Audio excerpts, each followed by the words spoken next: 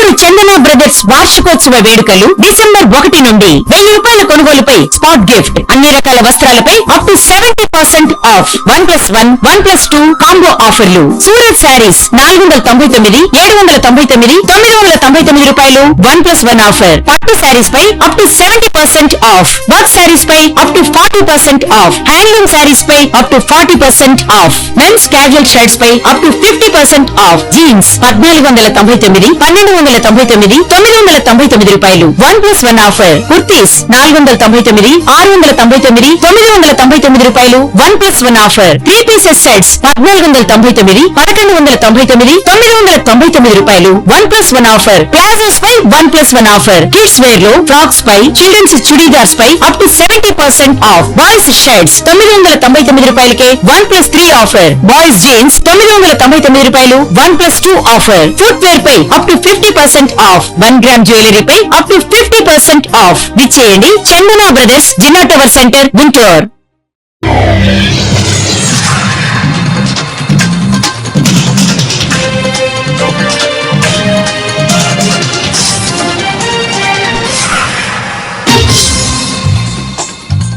నమస్కారం, సిడిఎస్ కి స్వాగతం. ఈనాటి వార్తా విశేషాలు. లింగమెతుకులేదు, మీసాలకు సంపంగా నూనెలా ఉంది చంద్రబాబు తీరని ఏబీసీసీ చీఫ్ శర్మిలారెడ్డి అన్నారు. ఈ సందర్భంగా శర్మిలారెడ్డి మాట్లాడుతూ, రాజధాని పేరుతో రియల్ ఎస్టేట్ మాఫియా జరుగుతుందని, అమరావతి పేరుతో రియల్ ఎస్టేట్ లూటీ జరుగుతుందని, మొదటి దశలో 25 గ్రామాల నుంచి 35,000 ఎకరాలు తీసుకున్నారన్నారు.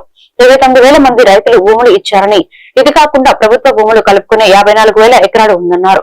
11 ఏళ్లుగా అమరావతికి రూపులేదని, ఎక్కడ చూసినా పిచ్చి మొక్కలని, 217 చదరపు కిలోమీటర్ల విస్తీర్ణంలో 1 కిలోమీటర్ అభివృద్ధి కూడా జరగలేదన్నారు.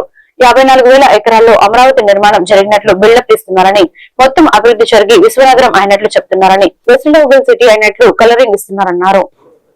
రాజధాని అమరావతి పేరులో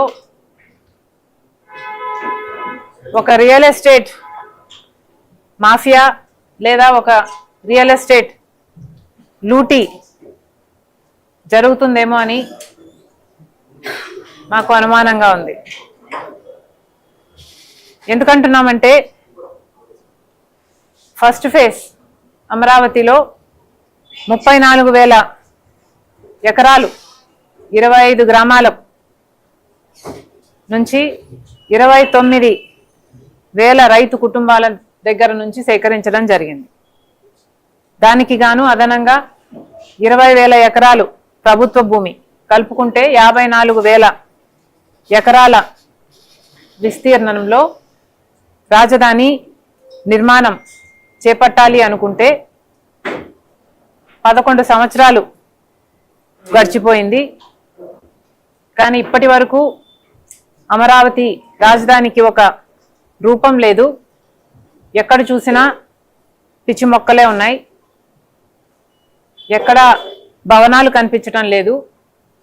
217 స్క్వేర్ కిలోమీటర్స్ గాను కనీసం 1 కిలోమీటర్లో అయినా డెవలప్మెంట్ జరగలేదు.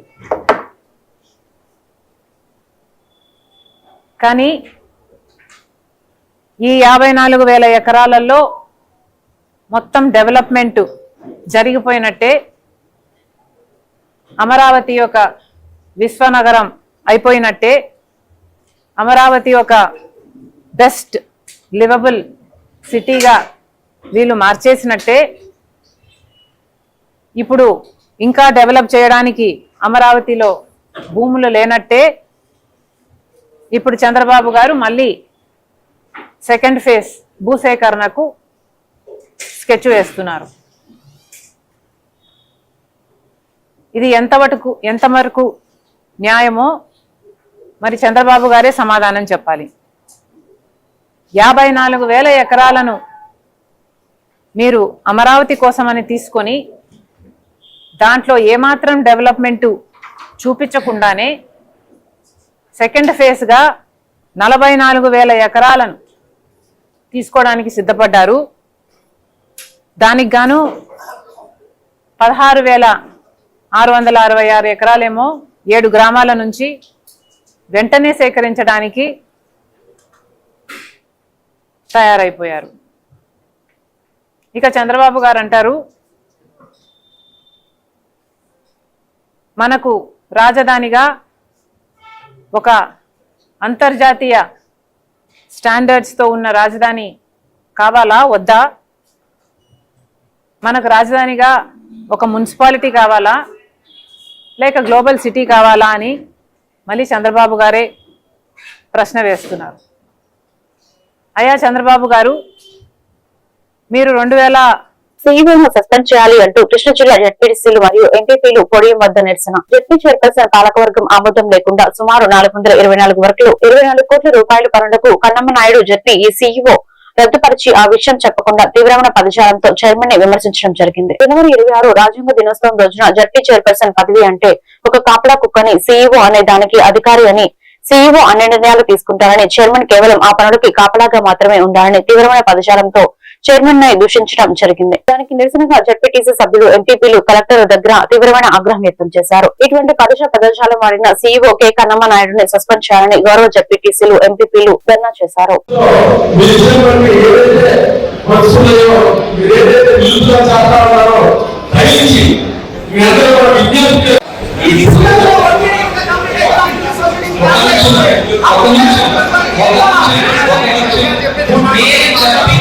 మీరు అడుగుతున్నది ఒకటే ఉంది, నేను సొసైటీ మీరు అడుగుతున్నది ఒకటే ఉంది. ఒకటి అంటే ఇప్పుడు మీరు కొన్ని వర్గాలు నిలుపుదల చేస్తూ ఉత్తర్వులు ఇచ్చారు. ఆ జాబితాలో ఉన్న కొన్ని వర్గులు ఆల్రెడీ స్టార్ట్ అయిపోయినాయి, కొన్ని వర్గులు వేరే వివిధ దశలో ఉన్నాయి, కొన్ని వర్కులు పూర్తి కూడా అయిపోయింది. అలా కంప్లీట్ అయిపోయిన వర్క్ కానీ వేరే దశలో ఉన్న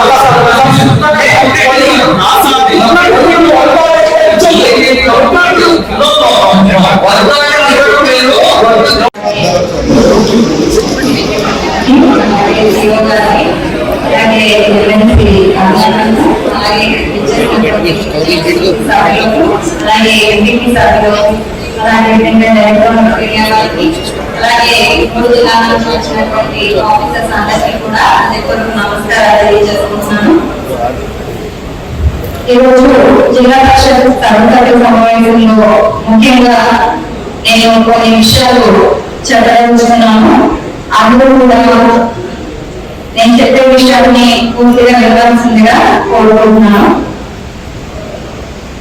మన జిల్లా పరిషత్ సీఈఓ కన్నమ్మ నాయుడు గారు మన 24వ తారీఖున ఒక లెటర్ ఇష్యూ చేయడం జరిగింది. ఈ లెటర్లో ఏవైతే పంచాయతీలకు అలాగే వాతావరణానికి సంబంధించిన వర్గాలన్నింటినీ కూడా అంటే సుమారుగా 424 వరకుని చేయాల్సిందిగా ఆయన లెటర్ ఇష్యూ చేయడం జరిగింది. అయితే పాలకవర్గ ఆమోదంతో కానీ ఎలాంటి సంబంధం లేకుండా ఆయన లెటర్ని ఇష్యూ చేయడం జరిగింది.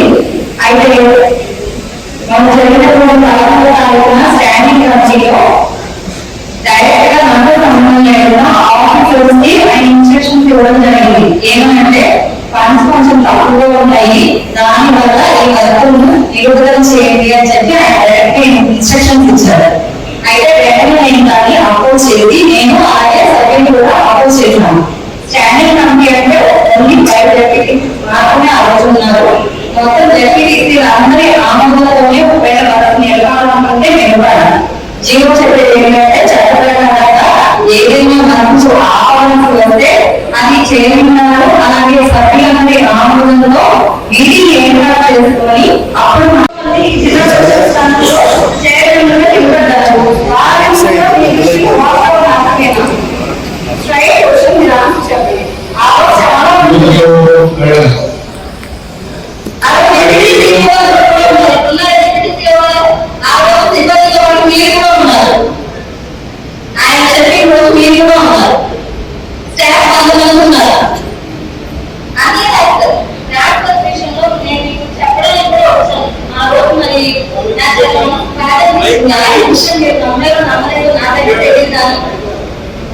ఎంతమంది దాదాపు 500 జరిగేటప్పుడు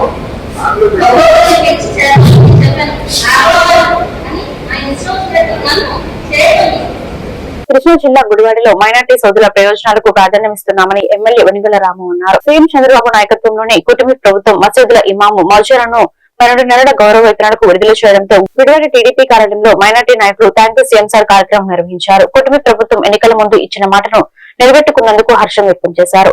ఈ కార్యక్రమంలో టీడీపీ మైనార్టీ నాయకులు షేక్ మౌలాలి, సయ్యద్ జబీన్, రఫీ, సర్దార్ బేగ్, కరీముల్లా, అబ్దుల్ సత్తార్, షేక్ జానీ, నూర్లాలా, ముస్లిం మతగురువులు, పలువురు మైనార్టీ నాయకులు పాల్గొన్నారు.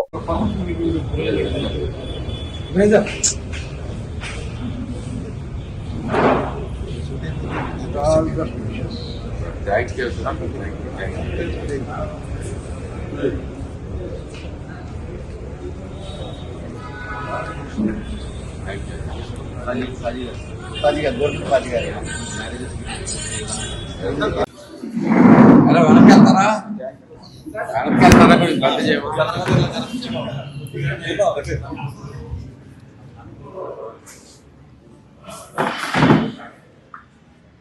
ఉన్నదో మీ అందరికీ మీరు చూశారు. కానీ ఈ రోజున మన శాసనసభ్యులుగా వెనిగళ్ల రాము గారు ఎన్నికైన తరువాత ఇవాళ దానికి మహర్దశ అందరూ తెలుసుకోవాల్సిన అవసరం కూడా ఉంది. దాన్ని చక్కటి కళ్యాణ మండపంగా, ఒక ఏసీ కళ్యాణ మండపంగా తీర్చిదిద్ది మంచిగా దాన్ని చేయాలనే తలంపుతోటి ఈరోజు మన శాసనసభ్యులు దానికోసం నిధులు కూడా తీసుకుని వచ్చి చేయటం కోసం పెద్ద ఎత్తున ఏర్పాట్లు చేస్తూ చంద్రబాబు నాయుడు గారు ఏ రకంగా అయితే మైనార్టీలకు సంక్షేమం కోసం చూశారో అలాగే మన శాసనసభ్యులు రాము గారు కూడా మీ యొక్క సంక్షేమం కోసం ఇటువంటి కార్యక్రమాలు తీసుకోవడం జరుగుతూ ఉంది. నేడు ఇవాళ మనందరం ఇవాళ మన గౌరవ ఎమ్మెల్యే గారు శ్రీ రాము గారి ఆధ్వర్యంలో ఉన్నాము. ఆయన ఆఫీసులో ఉన్నాము. ఎందుకంటే మనందరికీ తెలిసిన విషయమే, గత 12 నెలల నుంచి ఎంతైనా ఇమాములకి, మౌజులకి గౌరవ వేతనం అనేది అందించాలనే ఉద్దేశంతో నారా చంద్రనాయుడు గారు, సీఎం గారు, ముఖ్యమంత్రి వర్యులు, అలాగే మంత్రి ఎన్ఎండి ఫారూక్ గారు, మైనార్టీ మంత్రి, అలాగే ఎమ్మెల్సీ షరీఫ్ గారు, అలాగే విజయాడలో ఉన్న మౌలానా హుసేన్ అహ్మద్ గారు, ఫారూక్ షిబ్లీ గారు, వీళ్ళందరూ కూడా ముస్లిం మైనార్టీకి అన్ని విధాలుగా సహకరిస్తామని ఆ రోజు చెప్పారు. అలాగే అమలు చేస్తూ మనందరికీ వాళ్ళ నిన్న 14వ తారీఖున 12 నెలల జీతం అనేది విడుదల చేయడం జరిగింది. అన్ని మసీదుల అకౌంట్లో 90% వచ్చేసినవి.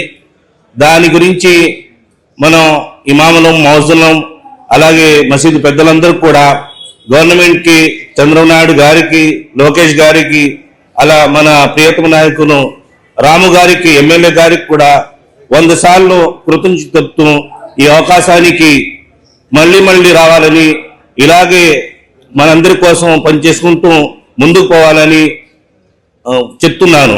అలాగే మన చంద్రబాబు నాయుడు గారు ముస్లింలకి ఎంత చేశారంటే చాలా చేశారు. 1999లోనే హైదరాబాద్కి మౌలానా అబుల్ కలాం ఆజాద్ నేషనల్ ఉర్దూ యూనివర్సిటీ 500 కోట్లతో నిర్మించి భారతదేశానికి అలాగే ప్రపంచానికి చూపించారు.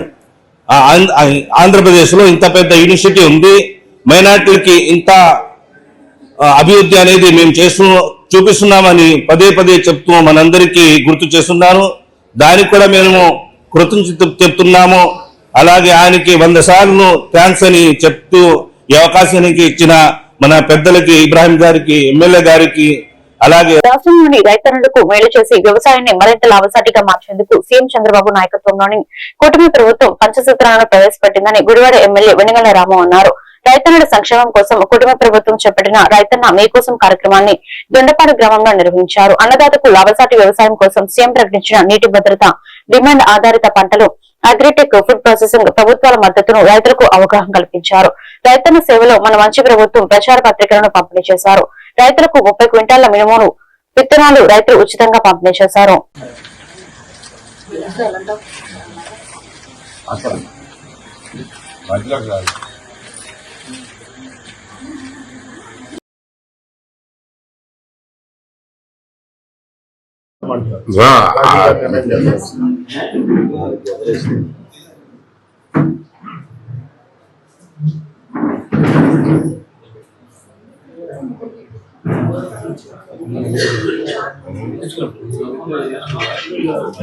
సమస్యలు ఇప్పుడే స్టార్ట్ అవ్వాలి.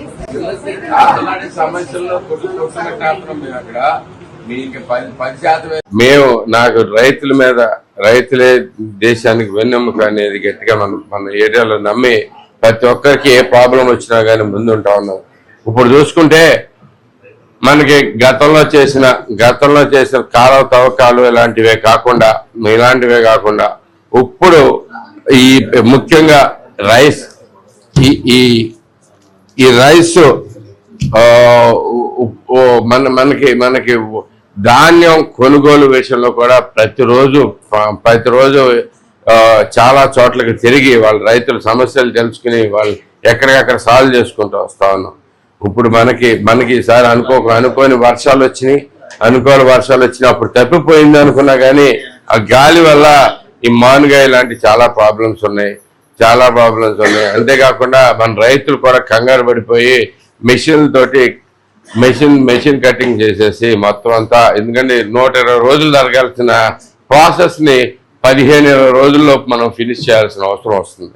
అందుకని కొంచెం కష్టంగా ఉన్న ప్రతి ఒక్కరితో మాట్లాడి ఎలా చేసుకోవాలనే దాని మీద చూస్తా ఉన్నాం.